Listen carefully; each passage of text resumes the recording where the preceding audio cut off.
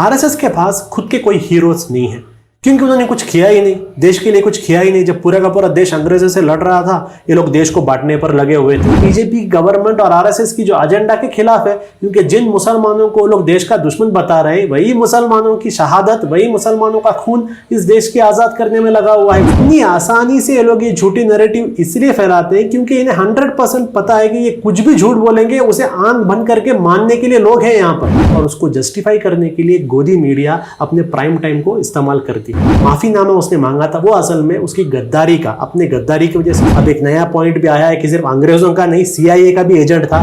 मोहम्मद अली जिन्ना ने तो बाद में कहा टू नेशन थियरी का। 1937 में हम देखते हैं हिंदू महासभा का जो 19th सेशन था अहमदाबाद में, वहीं पर सावरकर ने ये क्लियर कर दिया था कि हिंदू और मुस्लिम ये दो एक अलग नेशन है। इनके पास लीडर्स नहीं है, इन्होंने आज तक देश के लिए कुछ नहीं किया, सिर्फ झूठ फैलाया। इंडिया के लोगों को इस चीज से आगाह होना चाहिए। हमारा जो एक स्ट्रॉन्ग लेगेसी है, एक प्लुरलिस्टिक सोसाइटी की एक लेगेसी है, उस लेगेसी को बचाने की हमारी जिम्मेदारी है। हालिया दिनों में हमने देखा है कि संघ परिवार और उनके लीडर्स एक कोशिश कर रहे हैं कि आरएसएस के जो लीडरान हैं, जिन्होंने देश के स्वतंत्रता के लिए कुछ भी नहीं किया, उन लोगों का एक वाइट वॉश करने का एक काम किया जा रहा है। हाल ही में सावरकर के साथ भी यही हो रहा है। हर कोई जानता है कि सावरकर एक गद्दार है, जिसने देश के साथ गद्दारी की और अंग्रेज़ों के साथ माफ़ी मांगी और अंग्रेज़ों के लिए काम भी किया, लेकिन फिर भी आज हम देखते हैं कि उसको ग्लोरीफाई करने की कोशिश की जा रही है। और इसी सिलसिले में आपने रिसेंटली देखा होगा कि राजनाथ सिंह ने भी कहा है कि जो सावरकर ने जो माफ़ी मांगी थी वो गांधी जी के कहने पर माफ़ी मांगी थी। ये बातें मैं आपके सामने कुछ वाजे करने के लिए आज का ये वीडियो हम बना रहे हैं। सबसे पहला बात अब ये देखिए कि इस तरीके का अटेम्प्ट क्यों हो रहा है।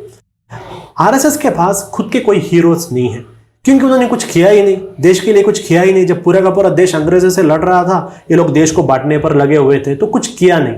लेकिन आज अपने आप को बड़ा देशभक्त कहने के लिए इन्हें प्रूव करना होगा कि इन्होंने देश के लिए क्या किया। इसलिए ये पूरा व्हाइट वॉशिंग हो रहा है, एक हिस्ट्री को वापस से लिखा जा रहा है, और अपने जो हीरोज हैं, जो इनके हिंदुत्व के जो हीरोज हैं, जिन्होंने मुल्क के लिए कुछ किया नहीं, उन लोगों का एक पॉजिटिव इमेज बनाने के लिए अलग अलग बुक्स लिखे जा रहे हैं, अलग अलग सेमिनार, फिल्म सब बनाए जा रहे हैं, और उसी सिलसिले में सावरकर के बारे में भी स्टेटमेंट्स आ रहे हैं।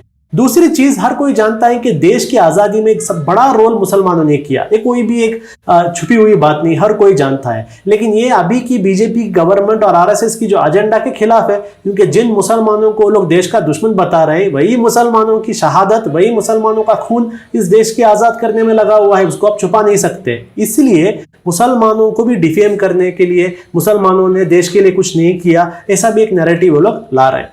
तो ये पूरे नैरेटिव से मैं आज आपके सामने जो पॉइंट ला रहा हूं, वो रिसेंटली जो राजनाथ सिंह का जो स्टेटमेंट आया सावरकर को लेकर, उसके बारे में। तो उसमें देखिए, सबसे पहली बात, राजनाथ सिंह ने कहा था कि सावरकर ने माफी मांगी, मर्सी पिटीशन दी ब्रिटिश के सामने, वो इसलिए क्योंकि महात्मा गांधी ने उन्हें कहा था। अब पहला चीज जो है, सावरकर ने बहुत सारे पिटीशन लिखे। हमें एक 3-4 पिटीशंस के बारे में पता है, चंद लोग कहते हैं 8 पिटीशन अलग अलग है, लेकिन बहुत सारे पिटीशन उसने लिखी। ये पहला पिटीशन जो उसने लिखा 1911 में था, उसके बाद का जो पिटीशन आया 1913 में था, उसके बाद का 1917 में था। महात्मा गांधी साउथ अफ्रीका से इंडिया को आए 1915 में, यानी महात्मा गांधी इंडिया में आने से पहले ही सावरकर ने महात्मा गांधी से कहाँ से परमिशन ले लिया मर्जी पिटीशन डालने का। तो ऐसे झूठ नैरेटिव ये लोग फैला रहे हैं। अब इसमें पॉइंट ये है, इतनी आसानी से ये लोग ये झूठी नैरेटिव इसलिए फैलाते हैं क्योंकि इन्हें 100% पता है कि ये कुछ भी झूठ बोलेंगे, उसे आंख बंद करके मानने के लिए लोग हैं यहाँ पर। यानी व्हाट्सएप पर ऐसी झूठी हिस्ट्री अगर प्रोपोगेट भी करती है, और गवर्नमेंट में रहने वाले, इतने बड़े बड़े पोजीशन में रहने वाले लोग जब ऐसा काम करते हैं, कोई गली मोहल्ले का आदमी नहीं कर रहा है, बहुत बड़े पोस्ट में रहने वाला आदमी ऐसे एक झूठ फैला रहा है, उसको आंख बंद करके मानने के लिए लोग रेडी है, और उसको जस्टिफाई करने के लिए गोदी मीडिया अपने प्राइम टाइम को इस्तेमाल करती है। तो ये जो एक माफीनामा उसने मांगा था, वो असल में उसकी गद्दारी का, अपने गद्दारी की वजह से उसने किया था। और सेकंड, वहां जो अंडमान में जो उसे जेल में डाला गया था, 6 महीने के अंदर ही उसने लिख दिया था। यानी वहां पर ऐसे बड़े बड़े बड़े देश के आज़ादी के आंदोलनकारी वहां पर थे, जो लोग अपनी जान दे दिए, लेकिन अंग्रेजों के सामने वो अपना सर नहीं झुकाए। और वहां पर यह आदमी 6 महीने के अंदर ही वहां की सजा देखकर ये वहां से भागने की प्लानिंग उसने कर दी और माफी मांगने की प्लानिंग उसने कर दी। तो ये असल में एक भगोड़ेपन की निशानी थी, ये कोई स्ट्रैटेजी की निशानी नहीं थी। दूसरा चीज आरएसएस के लोग ये बता रहे हैं कि नहीं, ये उनका स्ट्रैटेजी था, अंग्रेजों से के जेल में रह के वो कुछ नहीं कर सकते थे, इसलिए बाहर आकर बहुत सारा काम करने के लिए उन्होंने एक स्ट्रैटेजी किया। ये भी बहुत बड़ा एक झूठ है, क्योंकि सावरकर अपने जबान का पक्का था।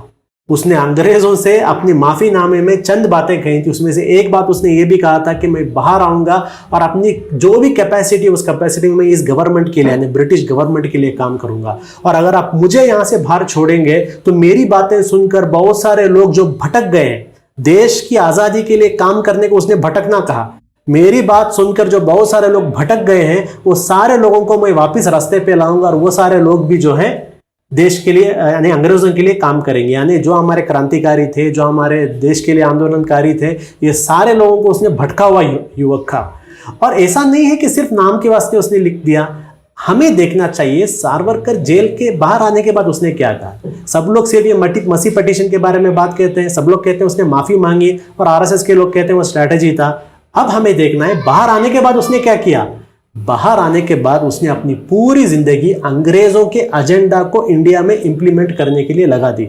अब एक नया पॉइंट भी आया है कि सिर्फ अंग्रेजों का नहीं, सीआईए का भी एजेंट था, और सीआईए के लोग भी उसे हर वीकली बेसिस पर पैसा दिया करते थे। और सिर्फ सीआईए नहीं, फैक्ट है अंग्रेजों के पेंशन पर भी पूरी जिंदगी अपनी जिंदगी चलाई है उसने। तो बाहर आकर कोई स्ट्रैटेजी नहीं की, बाहर आकर उसने सिर्फ और सिर्फ गुलामी की। उसमें मैं आपको छोटी चीज बताता हूं कि जो उस जमाने के ब्रिटिश के सेक्रेटरी ऑफ स्टेट थे, उन्होंने एक अपने स्टेटमेंट में कहा था, उनको जाकर इसने सावरकर ने एक लेटर में लिखा था कि ब्रिटिश और हमारे यानी हिंदू महासभा के जो एजेंडेस हैं, ये एजेंडेस बहुत मिलते हैं और हमें साथ में काम करना चाहिए, अपनी दुश्मनी छोड़ना चाहिए। जब पूरे इंडिया अंग्रेजों को अपना दुश्मन समझ रहा था, यह आदमी जाकर ब्रिटिश के सेक्रेटरी ऑफ स्टेट से लेटर लिख के कह रहा था कि हमारे एजेंडा है कि हमें एक होना है। उसके बाद जब सेकेंड वर्ल्ड वॉर आया, सेकेंड वर्ल्ड वॉर आने के वक्त क्या हो रहा था कि एक तरफ हम देखते थे कि सुभाष चंद्र बोस जी एक आईएनए बना रहे थे, आज़ाद हिंद फौज बना रहे थे, और पूरे इंडिया के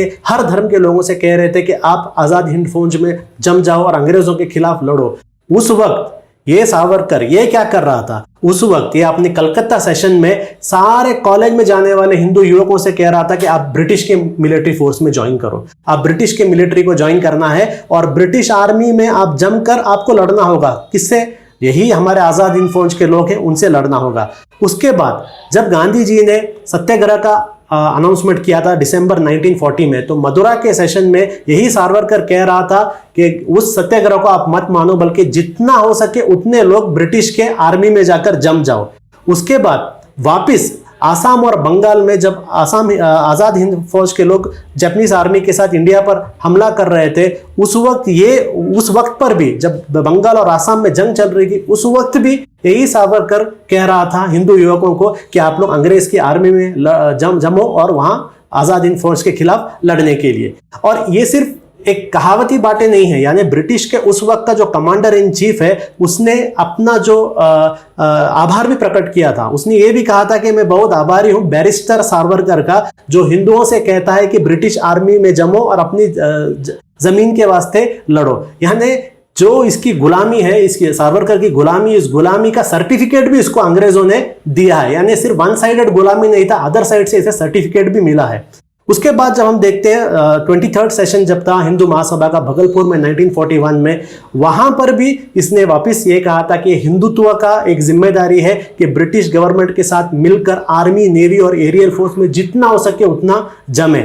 1942 में जब क्विट इंडिया मूवमेंट आया था और पूरे इंडिया के अंदर जितने भी ऑफिसर्स थे, इंडियन ऑफिसर्स थे, वो लोग ब्रिटिश की गवर्नमेंट को छोड़ रहे थे, अपनी सर्विसेज को छोड़ रहे। उस वक्त सावरकर हिंदू सभा के लोगों से कह रहा था कि आप जिस म्युनिसिपालिटी में हो, आप जिस लोकल बॉडी में हो, आप जिस लेजिस्लेचर में हो, या अगर आप ब्रिटिश के आर्मी में हो, अपने पोजीशन को मत छोड़ो, अपने पोस्ट को मत छोड़ो। तो ये जो एक बात ये लोग लेके आ रहे थे कि सिर्फ स्ट्रैटेजी के तौर पे इसने माफी मांगा है, कोई स्ट्रैटेजी नहीं था। बाहर आकर इसने अपनी वफादारी भी दिखाई और उस वफादारी का पेंशन भी मिला, तारीफ भी मिला इसे। अब देखेंगे बड़े बड़े लोग बात कह रहे थे कि हम देश को बचाने वाले बात हैं, देश को एक करने वाले बात है, लेकिन ये बहुत सारे लोग नहीं जानते कि सिंध में और बंगाल में जब मुस्लिम लीग की गवर्नमेंट हुई थी, मुस्लिम लीग की गवर्नमेंट के साथ अलायंस में ये भी थे, यही सावरकर था। वापिस उसने कहा स्ट्रैटेजी।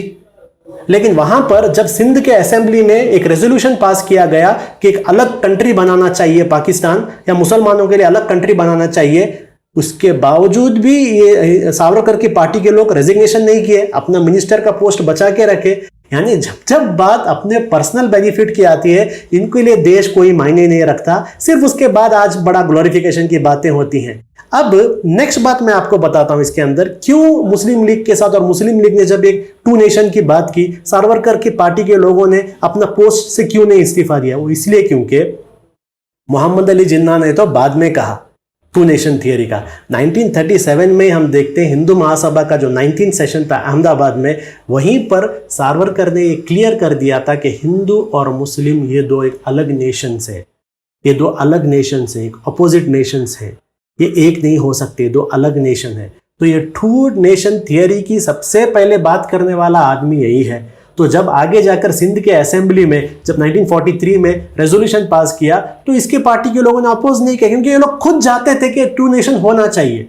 तो देखिए, ऐसा एक आदमी जो पहले माफी मांगता है, एक बार नहीं मल्टीपल बार, सिर्फ माफी नहीं मांगता, माफी मांगने के बाद बाहर आकर अंग्रेजों की गुलामी करता है, अंग्रेजों को सपोर्ट करता है, उनके आर्मी में लोगों को भर्ती होने की बात कहता है, क्विट इंडिया मूवमेंट के खिलाफ बात करता है, ब्रिटिश पॉलिटिशियंस के पास जाकर अपने सर्विसेज को ऑफर करता है और टू नेशन थियरी को प्रमोट करता है। और ऐसे लोग जिनको अपना दुश्मन कहते हैं, जिन्ना उस जिन्ना की पार्टी के लोगों के साथ अलायंस में बैठकर इस्तीफा भी नहीं देते, ऐसे लोगों को आज देशभक्त प्रमोट किया जा रहा है।